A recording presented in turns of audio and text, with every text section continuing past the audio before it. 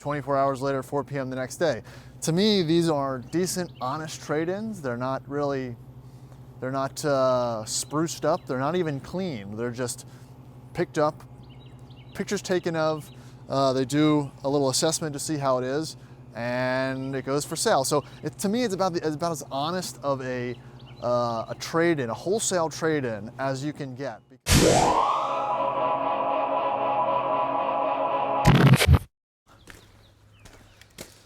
Howdy, welcome back to the Addicted Motors YouTube channel. My name is Troy and this is not a Land Rover.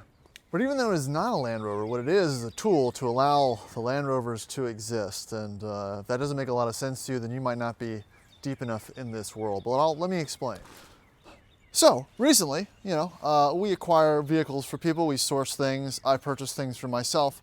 We look at auctions, we play Rover Roulette, we do a lot of things with the buying and selling of various vehicles for various interests, for various clients. And one of the more popular requests I've gotten recently is one, the new parent mobile to shepherd kids and things around with reliability and comfort. And two, it's the going back to work, need something reliable and cheap to handle the daily duties, the daily commute, get decent gas mileage, and just kind of blend in and not care about.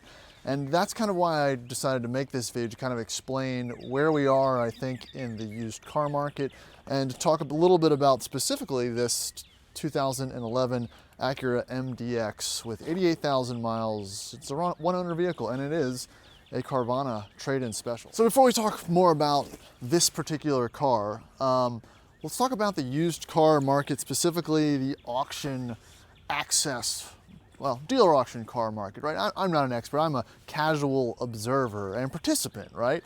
I look at a lot of interesting auction cars every day to see if I can find cool L322s, D2, maybe a cheap 405, things like that. But they're usually not in the greatest condition and whatnot. I think what I've found though is I try to find and look where your average used car dealer or local lot sources their inventory from, or where are the trade-ins going, right? You've got this huge uptick in the valuations of Carvana and CarMax due to the profits and lowered margins by them buying your car sight unseen. And that is what this is. This is a Carvana trade, basically. They bought the car, right, and it's for sale by Carvana. Carvana cars run on their auction market on Manheim every day. The new list comes out at 4, and they finished 24 hours later, 4 p.m. the next day. To me, these are decent, honest trade-ins. They're not spruced up. They're not even clean. They're just picked up, pictures taken of. They do a little assessment to see how it is, and it goes for sale. So to me, it's about as honest of a trade-in, a wholesale trade-in as you can get. They're sold as green light for the most part, unless they have outrageous issues, and they're just presented honestly. And I think in this car world, that's something that doesn't happen that often. So what is this? This is a 2011 one-owner, 88,000 mile Acura MDX. It falls into that kind of crossover silo of these medium-sized SUVs back when they, started becoming more, they try to be a little more interesting, right? But it's definitely a function over form design, right? They packed in every feature that the broader surveyed community would want into a crossover type SUV, and made the form and the function just kind of fit around it for the most part. It's a very functional, very durable, very reliable family mover, people mover type of SUV, and I think these sold well for a reason. And I think they also remain a fairly good bargain in today's car market. The car market, it's not as crazy as it used to be. There are deals to be available. Like I said, this is a 88,000 mile one owner vehicle, and it's in very good condition. I think with the price delivered to the customer with shipping and fees and everything for this particular MDX was like $10,000, which again, for a one owner 88,000 mile vehicle that was sold green light, that doesn't really need anything, is a great way to kind of supplement your car collection with an appliance that will allow you to spend your money on your more questionable purchases, i.e. your Range Rovers and your Jaguars, and not really break the bank. So this 8 to 10,000 mile, you know, mom car, dad car, first baby car, capable, feature-packed category is a fairly competitive one, and this is where a lot of like used car dealers and stuff make their money, right? I think this thing sold retail. I think the retail was like 13 or 14, which is pretty wild because it's, you know, 14 or so years older, but doesn't look it. I think these things hold up very well. Same with kind of like the Highlanders of the time. The Pilots, I think, look a little bit older. And again, none of these cars are my cup of tea, but if I have to, again, use this as my people mover, mom car, appliance, drive the kids around thing, I need it to be at least semi-interesting. And these are pretty good value. Like I said, aesthetically, it's fine. I don't know if if looks were really factored into the corporate face of Acura for this year. Really isn't my favorite with that kind of overbite, I don't know, duck grill, I guess. I don't know what you want to call it.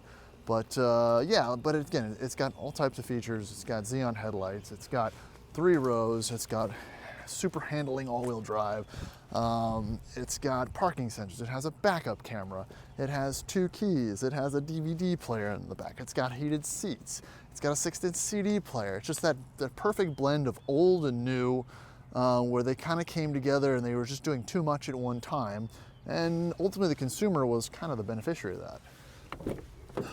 And if we step inside, I think that theme is accentuated, right? Look at all the buttons. Again, it's a little bit of a confused sense, right? Because the Acura is supposed to be a little sportier than the Honda, so you have these kind of buckety seats. But very nice wood, a plethora of buttons, way too many buttons, right? You've got a DVD stack, you've got a CD stack, you've got heated seat deal, you've got everything all mixed into one, plus you have the secondary screen for display. Cup holders, let me see, you probably have all your connectors, yeah, your USB, your AC outlets, your power outlets. This one, luckily it came with mats. Just a lot going on there, and a lot going on the steering wheel as well, just buttons everywhere.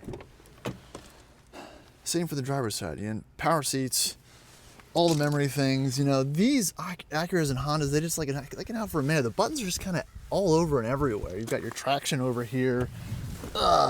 You've got your adjustments there. Just buttons everywhere. Too many buttons, but it looks okay, right? Coming into the back seat, this one, again, has a DVD player. Does it have heated rear seats? Yes, it has heated rear seats, all your climate things. Yeah, DVD player. I don't know why that's interesting to me these days, but my son was playing with it and he found it quite interesting. And I believe this one has a 3rd row as well. Again, not big, but fine for a couple kids, small kids in a car seat or a booster chair.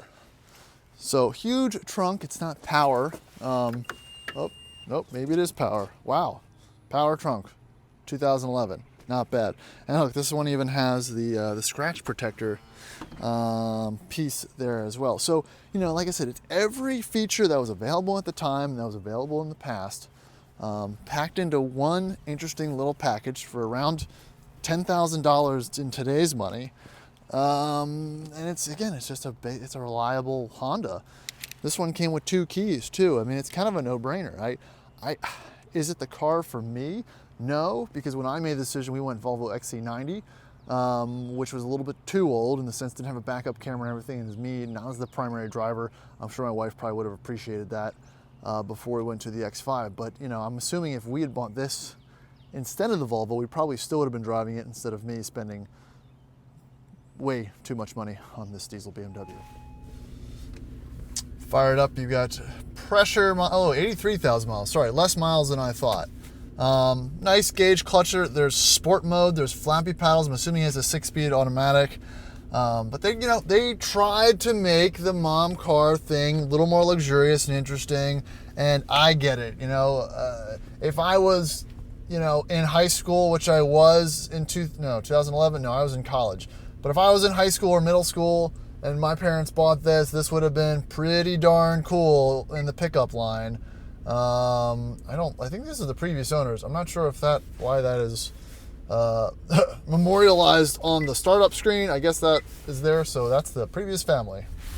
So some of you might be, if you're still watching at this stage of the video, asking why am I reviewing and why do I have this MDX? Well, a friend of ours was looking for a car for his daughter who's moving to DC.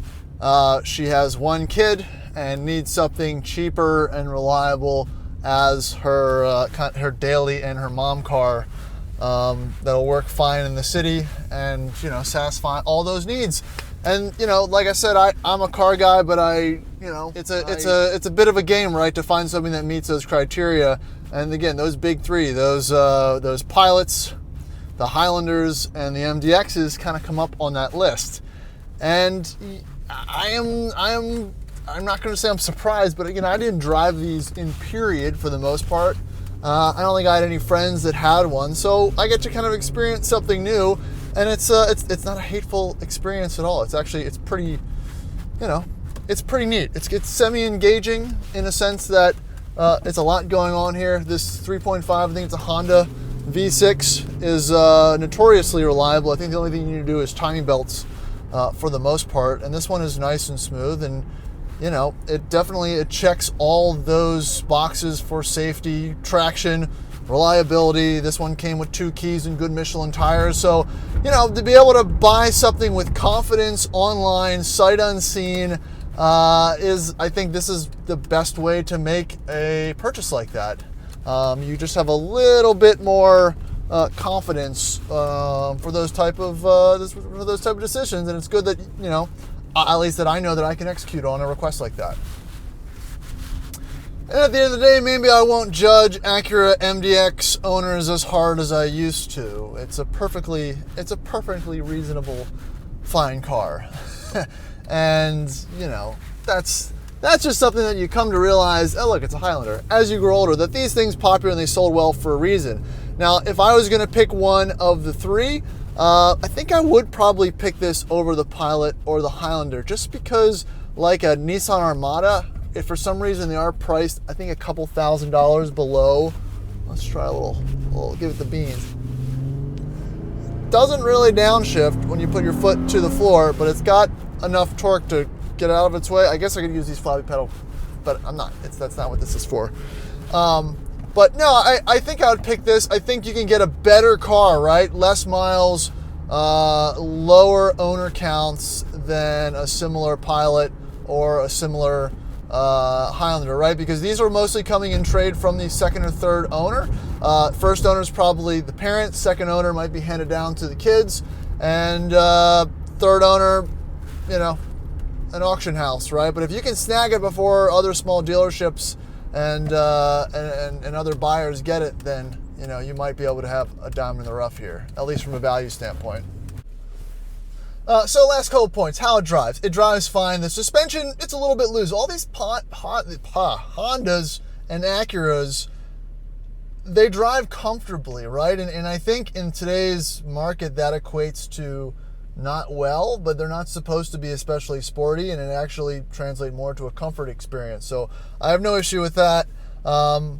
Is it the biggest interior of them all? I think the Highlander is a little bit bigger. I think the Pilot's probably a little bit bigger on the inside, but this one definitely, it does not feel aged or dated, even though it is, 14-ish years old. So it's fine. It's exactly what you expect it to be. So I think that's all I've got on this one. It'll be delivered to hopefully a happy customer, and we'll go from there. But if you're interested in us sourcing you something like this or a Rover, please follow me on Instagram, check out the chat, shoot me an email. Please like and subscribe. Not my usual video, but something, it's here and I might as well talk about it. So appreciate you watching, and we'll catch you in the next video. See ya.